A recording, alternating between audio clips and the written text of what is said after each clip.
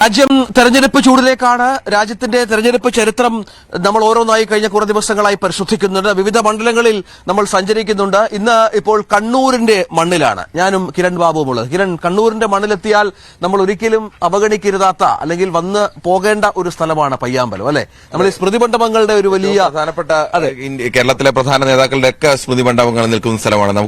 തുടക്കത്തിൽ ഭയകൗടില്യ ലോഭങ്ങൾ വളർക്കില്ലൊരു നാടിനെ എന്ന് പ്രഖ്യാപിച്ച അത് ജനന്റെ പത്രപ്രവർത്തന ജീവിതത്തിലൂടെ പ്രാവർത്തികമാക്കിയ മലയാളിക്ക് ഏറ്റവും മാതൃകയായ മാധ്യമപ്രവർത്തകൻ സ്വദേശാഭിമാനി രാമകൃഷ്ണപിള്ളയുടെ സ്മൃതി മണ്ഡപമാണിത്. ഈ സ്മൃതി മണ്ഡപത്തിൽ നിന്ന് തുടങ്ങാം. ഇതുപോലെ പ്രമുഖരായ ഒട്ടേറെ രാഷ്ട്രീയ നേതാക്കളുടെ അതോടൊപ്പം തന്നെ സാംസ്കാരിക നേതാക്കളുടെ ഒക്കെ സ്മൃതി മണ്ഡപങ്ങളുണ്ട്. തൊട്ട് അടുത്ത് കാണുന്ന സ്മൃതി മണ്ഡപം കണ്ണൂരിന്റെ ആദ്യത്തെ എം പി, അന്ന് തലശ്ശേരിയായിരുന്നു, തലശ്ശേരി ആദ്യത്തെ എം പി AKGയുടേതാണ്. ലോക്സഭയിലെ ആദ്യത്തെ പ്രതിപക്ഷ നേതാവായിരുന്ന AKGയുടെ സ്മൃതി മണ്ഡപമാണ് തൊട്ട് അരികിൽ തന്നെ കാണുന്നത്. അത് കഴിഞ്ഞാലും തൊട്ടടുത്ത് തന്നെ പ്രധാനപ്പെട്ട നേതാക്കളുടെ ഒക്കെ ഉണ്ട്. ഇത് അഴീക്കോടൻ രാഘവന്റെ സ്മൃതി മണ്ഡപം വരുന്നു. തൊട്ട് അടുത്ത് കഴിഞ്ഞാൽ NC ശേഖറിന്റെ സ്മൃതി മണ്ഡപം വരുന്നുണ്ട്. അതോടൊപ്പം തന്നെ പ്രശസ്തരായ ആളുകൾക്കൊപ്പം തന്നെ താരതമ്യേന അത്രത്തോളം പ്രശസ്തരല്ലാത്ത ആളുകളുടെ സ്മൃതി മണ്ഡപങ്ങൾ കൂടി ഈ ഉണ്ട് എന്നുള്ളൊരു പ്രത്യേകത കൂടിയുണ്ട്. കോടിയേരിയും ഒക്കെ ഉറങ്ങുന്നത് ഈ മണ്ണിൽ തന്നെയാണ്. പ്രധാനപ്പെട്ട ചടയൻ ഗോവിന്ദന്റെ സ്മൃതി മണ്ഡപം ഇതാണ്. പ്രധാനമായും ഇടത് നേതാക്കളുടേതാണ്, വലിയ നേതാക്കളുടെ ഒക്കെ സ്മൃതി മണ്ഡപങ്ങളുണ്ട്. ഒപ്പം കോൺഗ്രസിന്റെ നേതാക്കളുടെ DCC പ്രസിഡന്റ് ആയിരുന്ന K സുരേന്ദ്രന്റെ സ്മൃതി മണ്ഡപമാണ് നേരെ നമ്മുടെ ആ വശത്ത് കാണുന്നത്. 2020 അദ്ദേഹത്തിന്റെ മരണം സംഭവിച്ചത്. തൊട്ടടുത്ത് തന്നെ KPC എക്സിക്യൂട്ടീവ് മെമ്പർ KC കടമ്പൂരാൻ, അദ്ദേഹം കണ്ണൂരിലെ പ്രധാനപ്പെട്ട രാഷ്ട്രീയ ഭൂമികയിൽ കണ്ണൂരിൽ രേഖപ്പെടുത്തിയ നേതാക്കളാണ് എന്നുള്ളതാണ്. ഇപ്പോൾ ചടയൻ ഗോവിന്ദന്റെ സ്മൃതി മണ്ഡപം CPMന്റെ കേരള സംസ്ഥാന കമ്മിറ്റി അംഗമായിരുന്ന ചടയൻ ഗോവിന്ദന്റെ സ്മൃതി മണ്ഡപം നമുക്ക് കാണാം. ഇതാണ് കോടിയേരി ബാലകൃഷ്ണന്റെ 2022 മരണം സംഭവിച്ച കോടിയേരി ബാലകൃഷ്ണന്റെ സ്മൃതി മണ്ഡപമാണ് കാണുന്നത്. അങ്ങനെ നിരവധി നേതാക്കളുടെ, അല്ലെ കിരൺ, സ്മരണ തൊട്ടടുത്ത് തന്നെ ഉള്ളത് കേരളത്തിലെ ഏറ്റവും വലിയ ജനകീയ മുഖ്യമന്ത്രിയൊക്കെ ആയിരുന്ന EK നായനാരുടെ സ്മൃതി മണ്ഡപമാണ്. EK നായനാരുടെ സ്മൃതി മണ്ഡപം, EK നായനാരുടെ യാത്രയും കോടിയേരിയുടെ മരണയാത്ര പോലെ തന്നെ യഥാർത്ഥത്തിൽ EK നായനാരുടെ ഒരു വിലാപയാത്രയായിരുന്നു.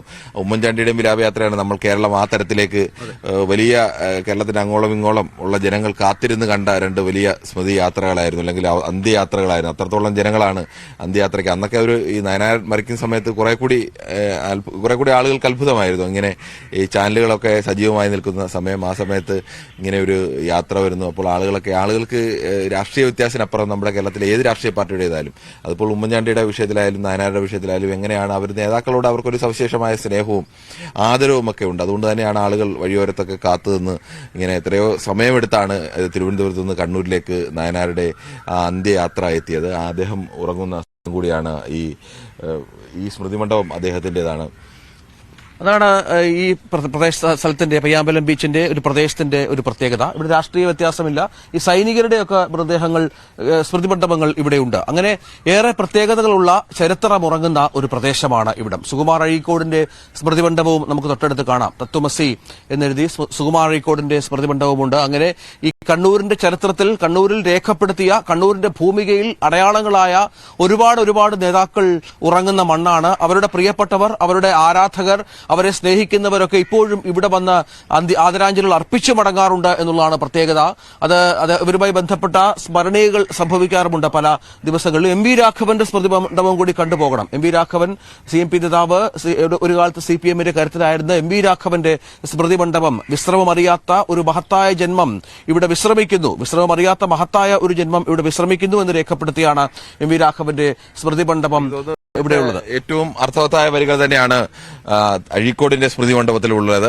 ഉണരുവിൻ അഖിലേശനെ സ്മരിപ്പിൻ, ക്ഷണം എഴുന്നേൽപ്പിൻ, അനീതിയോട് എതിർപ്പിൻ എന്ന് പറയുമ്പോൾ എങ്ങനെയാണ് സുകുമാർ അഴീക്കോട് എന്ന ഒരു സാംസ്കാരിക നായകൻ, പലപ്പോഴും ഇപ്പോഴും ആളുകൾ പറയാറുണ്ട് അഴീക്കോടിനെ പോലെ ഒരു നേതാവ് ഉണ്ടാവണം. ഏത് രാഷ്ട്രീയത്തിന്റെ ചായവൊന്നും നോക്കാതെ ഏത് രാഷ്ട്രീയ നേതാവിനെതിരെയും അധികാരികൾക്കെതിരെ എത്ര രൂക്ഷമായി വിമർശിക്കാമോ അത്രത്തോളം രൂക്ഷമായി. അങ്ങനെ അഴീക്കോട് മത്സരിച്ചിട്ടൊക്കെ ഉണ്ട്. പക്ഷേ അഴീക്കോടിനെ അങ്ങനെ കോൺഗ്രസ്സുകാരനായിട്ടൊന്നുമല്ല ജനങ്ങൾ കണ്ടത്. അഴീക്കോട് എല്ലാവരെയും വിമർശിക്കുമായിരുന്നു. കോൺഗ്രസിന്റെയും ഒരു കാലത്ത് കെ കരുണാകരനൊക്കെ ഏറ്റവും കൂടുതൽ വിമർശിച്ചിട്ടുള്ള സാംസ്കാരിക നായകൻ അഴീക്കോടായിരുന്നു. അഴീക്കോടിന്റെ വിമർശനങ്ങളെ ജനങ്ങൾ വലിയ ആരാധനയോടെ അല്ലെങ്കിൽ വലിയ ശ്രദ്ധയോടുകൂടിയാണ് കണ്ടിരുന്നത്. കരുണാകരന്റെ ഓവർ സ്പീഡിനെയും ഭരണത്തിലെ വീഴ്ചകളെയൊക്കെ ഇത്രത്തോളം വിമർശിച്ച ആൾ മറ്റ് ഒരാൾ ഉണ്ടാവില്ല. അങ്ങനെ ഒരു സമൂഹത്തിലൊരു പൊതു പ്രശ്നം വരുമ്പോൾ പലപ്പോഴും പല ബുദ്ധിജീവികളടക്കം മൗനം പാലിക്കുന്ന ഘട്ടത്തിലൊക്കെ ആളുകൾ ഇപ്പോഴും മരണത്തിന് ശേഷം ഇത്ര കാലം കഴിഞ്ഞിട്ടും ആളുകൾ ഓർക്കുന്നുണ്ട് അഴീക്കോട് എന്നൊരു മനുഷ്യനുണ്ടായിരുന്നെങ്കിൽ അദ്ദേഹം ഇതിനെതിരെ രൂക്ഷമായി പ്രതികരിച്ചേനെ എന്നൊക്കെ. അതുകൊണ്ട് തന്നെയാണ് എനിക്ക് തോന്നുന്നു രാഷ്ട്രീയക്കാരല്ലാതെ ഒരാൾ അന്നത്തെ കാലത്ത് തന്നെ അഴീക്കോട് പ്രസംഗിക്കുന്നു എന്ന് വന്നാൽ ഇപ്പൊ എന്റെ നാട്ടിൽ ഓച്ചിറയൊക്കെ അഴീക്കോട് പ്രസംഗിക്കാൻ വരുന്നുണ്ട്. അഴീക്കോട് പ്രസംഗിക്കാൻ വരുന്നത് കണ്ടാൽ എത്രയോ ആളുകളാണ് സാധാരണക്കാരായ മനുഷ്യരൊക്കെ, ഏറ്റവും സാധാരണക്കാരായ മനുഷ്യരൊക്കെ, അവർക്കൊന്നും അഴീക്കോടിന്റെ പുസ്തകങ്ങളൊന്നും വായിച്ചിട്ടുള്ളവർ പോലും ആയിരിക്കില്ല. പക്ഷേ അദ്ദേഹം എഴുതുന്ന പുസ്തകങ്ങൾ വായിക്കാനത്തക്ക ഒരു സാംസ്കാരികമായ ഒരു പിൻബലമൊന്നും ഉള്ള മനുഷ്യരൊന്നും അറിയില്ല. പക്ഷെ അവർക്ക് പോലും മനസ്സിലാവുന്ന, എല്ലാ തരത്തിലെ മനുഷ്യർക്കും മനസ്സിലാവുന്ന തരത്തിലേക്ക് സമൂഹത്തിലെ അനീതികളെ തുറന്നു കാണിച്ചൊക്കെ എഴുതി അദ്ദേഹത്തിന്റെ സ്മൃതി മണ്ഡപമാണ് ഇവിടെ ഏറ്റവും വലിയ സ്മൃതി മണ്ഡപം. ഈ കയറി വരുമ്പോൾ തന്നെ കാണുന്നതും അദ്ദേഹത്തിന്റെ സ്മൃതി മണ്ഡപമാണ്. തൊട്ട് ഓപ്പോസിറ്റാണ് എം.വി. രാഘവന്റെ സ്മൃതി മണ്ഡപം ഉള്ളത്. അങ്ങനെ കണ്ണൂരിൽ കേരളത്തിൽ അടയാളപ്പെടുത്തിയ ഒരുപാട് നേതാക്കളെ ഒന്ന് സ്മരിക്കണമെങ്കിൽ ഈ കണ്ണൂർ പയ്യാമ്പലം ബീച്ചിൽ എത്തണം. അവർക്കുള്ള ഉത്തമ സ്മാരകങ്ങൾ, സ്മൃതി മണ്ഡപങ്ങളാണ് ഇവിടെ ഒരുങ്ങിയിരിക്കുന്നത്. നമുക്കിനി തെരഞ്ഞെടുപ്പ് ചിത്രത്തിലേക്ക് വളരെ വേഗം വരണം. കാരണം കണ്ണൂരിന്റെ ഭൂമികയിലാണ് ഞങ്ങൾ ഇന്ന് മുഴുവൻ ഉള്ളത്. കണ്ണൂർ കരുത്തായ രാഷ്ട്രീയ പോരാട്ടം നടക്കുന്ന CPM-ന് ഏറെ വളക്കൂറുള്ള ഒരു മണ്ണാണ്. പക്ഷെ നമുക്കറിയാം ലോക്സഭാ തെരഞ്ഞെടുപ്പുകളിൽ പലപ്പോഴും ഇടതുപക്ഷത്തിനൊപ്പമല്ല കണ്ണൂരിന്റെ മനസ്സ്. പല തിരഞ്ഞെടുപ്പുകളിലും ഏതാണ്ട് 12ഓളം തെരഞ്ഞെടുപ്പുകളിൽ 8 തിരഞ്ഞെടുപ്പുകളിലും കോൺഗ്രസ് സ്ഥാനാർത്ഥികളാണ് ഇവിടെ വിജയിച്ചു പോയത് എന്നുകൂടി കണ്ണൂരിനോട് ചേർത്ത് വായിക്കണം. ഇത്തവണയും തീപാറുന്ന പോരാട്ടമാണ്. സാക്ഷാൽ കെ സുധാകരൻ KPCC സംസ്ഥാന അധ്യക്ഷൻ ഇവിടെ മത്സരിക്കുമ്പോൾ M.V. ജയരാജൻ എന്ന കണ്ണൂരിന്റെ കരുത്തിനെ ഇറക്കിയാണ് CPM ഇവിടെ ഫൈറ്റ് ചെയ്യുന്നത്. മറുവശത്ത് NDAയിലാകട്ടെ കോൺഗ്രസ് വിട്ട പ്രധാനപ്പെട്ട ഒരു കാലത്ത് കോൺഗ്രസിന്റെ ഏറ്റവും വലിയ മുഖമായിരുന്ന C. രഘുനാഥിനെ കൂടി മത്സരിപ്പിക്കുന്നുണ്ട്. അങ്ങനെ 3 സ്ഥാനാർത്ഥികളും കരുത്തന്മാരാണ് കണ്ണൂരിൽ എന്നുള്ളതാണ്. ഇത്തവണത്തെ പോരാട്ടത്തെ നമുക്കൊന്ന് വിലയിരുത്തിയാൽ കിരൺ, നമ്മൾ പല പേരുകൾ ഇങ്ങനെ മാറി വന്നിരുന്നു. ആദ്യം സുധാകരൻ മത്സരിക്കുന്നില്ല എന്ന് പറഞ്ഞു. പക്ഷെ M.V. ജയരാജൻ രംഗത്ത് വന്നതുകൂടി കളം മാറി. സുധാകരൻ അല്ലാതെ മറ്റൊരു എതിരാളി M.V. ജയരാജൻ ഇല്ല എന്നുള്ള രീതിയിൽ കാര്യങ്ങൾ വരികയും സുധാകരൻ മത്സരിക്കുകയുമായിരുന്നു. അല്ലെ, യഥാർത്ഥത്തിൽ കെ സുധാകരന് മത്സരത്തിന് രംഗത്ത് നിന്ന് മാറി നിൽക്കണമെന്ന താല്പര്യം തുടക്കഘട്ടത്തിൽ ഉണ്ടായിരുന്നു.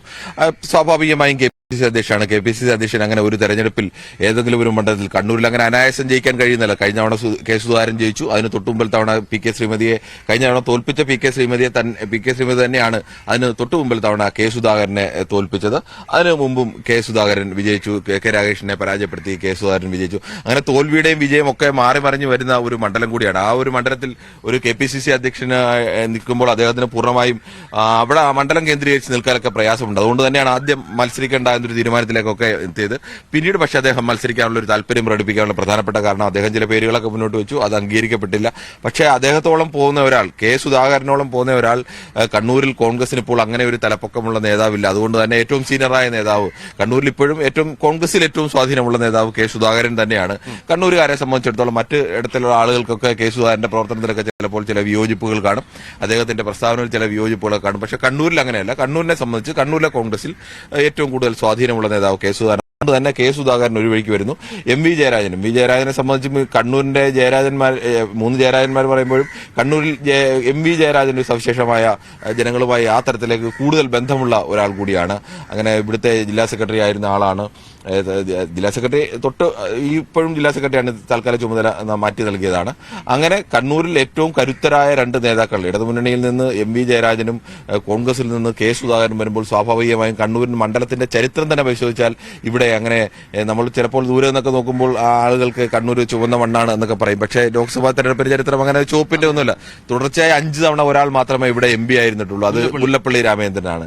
അന്ന് മുല്ലപ്പള്ളി കടന്നു വന്ന 5 തവണ തുടർച്ചയായി MP ആയിരുന്നു. അവസാനം മുല്ലപ്പള്ളിയെ പരാജയപ്പെടുത്തിയത് ഇപ്പോൾ BJP-യിൽ നിൽക്കുന്ന, കോൺഗ്രസ് വഴി BJP-യിലേക്ക് പോയ AP അബ്ദുള്ളക്കുട്ടിയാണ്. അബ്ദുള്ളക്കുട്ടി അന്ന് SFIയുടെ സംസ്ഥാന പ്രസിഡന്റ് മാത്രമാണ്. വളരെ ചെറുപ്പക്കാർ, 30 വയസ്സിൽ താഴെ നിൽക്കുമ്പോഴാണ് അബ്ദുള്ളക്കുട്ടി എന്ന്. അങ്ങനെയാണ് അബ്ദുള്ളക്കുട്ടി അത്ഭുതക്കുട്ടിയായി മാറുന്നത്. 5 തവണ പരാജയപ്പെടുത്തിയ മുല്ലപ്പള്ളി രാമചന്ദ്രൻ രാമചന്ദ്രൻ വീണ്ടും 2 തവണ അടുത്ത തവണയും മുല്ലപ്പള്ളി തന്നെയാണ് മത്സരിച്ചത്. അപ്പോഴും മുല്ലപ്പള്ളി രാമചന്ദ്രനെ പരാജയപ്പെടുത്തി അബ്ദുള്ളക്കുട്ടി ഇവിടെ കണ്ണൂരിലെ ഇടത് ആധിപത്യം തിരിച്ചുപിടിക്കുന്നു. അങ്ങനെ കണ്ണൂരിനെ സംബന്ധിച്ചിടത്തോളം കണ്ണൂരിൽ വീണ്ടും അതിനുശേഷം കോൺഗ്രസ് കെ സുധാകരൻ വീണ്ടും കെ രാജേഷിനെ പരാജയപ്പെടുത്തി കെ സുധാകരൻ ഇവിടെ വരുന്നു. വീണ്ടും കെ സുധാകരൻ പരാജയപ്പെടുന്നു. പി കെ ശ്രീമതിയോട് പരാജയപ്പെടുന്നു. അതിനുശേഷം അതേ പി കെ ശ്രീമതിയെ തന്നെ കെ സുധാകരൻ പരാജയപ്പെടുത്തി വീണ്ടും എം പി ആവുന്നു. അങ്ങനെ കണ്ണൂരിന്റെ ചരിത്രം നോക്കിയാൽ കണ്ണൂരിൽ ഇപ്പോഴായാലും നമ്മൾ ഇന്നലെ വടകരയിലായിരുന്നു. വടകരയിലൊക്കെ ആണെങ്കിൽ വടകരയിൽ കെ മുരളീധരൻ ജയിക്കുമ്പോഴും 6 മണ്ഡലങ്ങളിലും കെ രമ ഒഴിച്ച് ബാക്കി എല്ലായിടത്തും ഇടത് എം പിമാരാണ് ഉള്ളത്.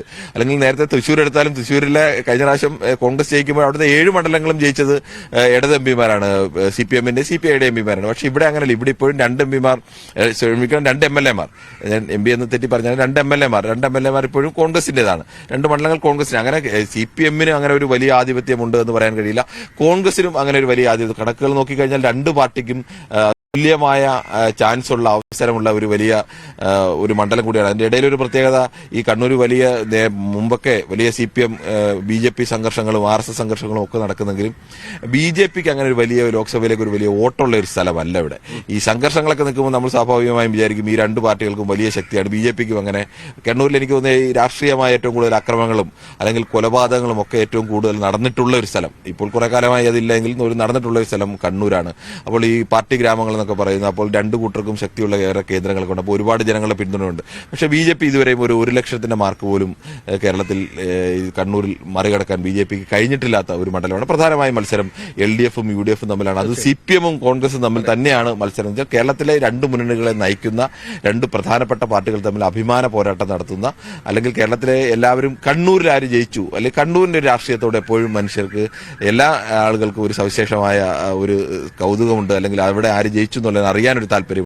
അത്തരമൊരു മത്സരം തന്നെയാണ് ഇവിടെ ഇപ്പോൾ നടക്കുന്നത്. നമുക്കിത് ദൃശ്യങ്ങളിൽ കാണാം. ഇവിടെ ടൂറിസത്തിന് ഒരുപാട് സാധ്യതകളുള്ള ഒരു സ്ഥലമാണ്. നീന്തൽ പഠനമൊക്കെ ഇവിടെ ഉണ്ടെന്ന് മനസ്സിലാകുന്നു. രാവിലെ ബീച്ചിലേക്ക് പോയാൽ അവിടെയും ഒരുപാട് ആളുകൾ വർക്കൗട്ടും ഒക്കെ ആയി നമുക്ക് ആ ദൃശ്യങ്ങളിൽ കാണാം. വർക്കൗട്ടും ഒക്കെ ഒരുപാട് ആളുകൾ ചിലവഴിക്കുന്ന ഒരു സ്ഥലം കൂടിയാണ് ഈ കണ്ണൂർ. മനോഹരമായ, വളരെ മനോഹരമായ ഒരു ബീച്ചാണ്. നമുക്കതിൽ പ്രത്യേക ഈ വർക്കൗട്ടിനൊക്കെയുള്ള പ്രത്യേക സംവിധാനമൊക്കെ ഇവിടെ ഒരുക്കി, ഈ പറഞ്ഞതുപോലെ ആളുകൾക്ക് വന്നു പോകാനും മറ്റുമായി ഒരുപാട് സംവിധാനങ്ങൾ ഒരുക്കിയിട്ടുള്ള ഒരു പ്രദേശമാണ്.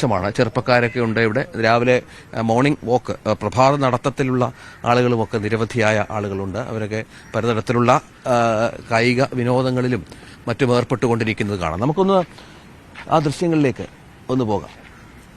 നമുക്ക് MS അനീഷ് കുമാർ നമ്മോടൊപ്പം ചേരുന്നുണ്ട്. അവിടെ തൊട്ടടുത്ത് തന്നെ MS അനീഷ് കുമാർ ഈ പയ്യാമ്പലം ബീച്ചിൽ തന്നെയുണ്ട്. അല്പസമയത്തിനകം LDF സ്ഥാനാർത്ഥി ജയരാജൻ ഇങ്ങോട്ടേക്ക് എത്തും, നമ്മളോട് സംസാരിക്കാനെന്നും സൂചിപ്പിച്ചിട്ടുണ്ട്.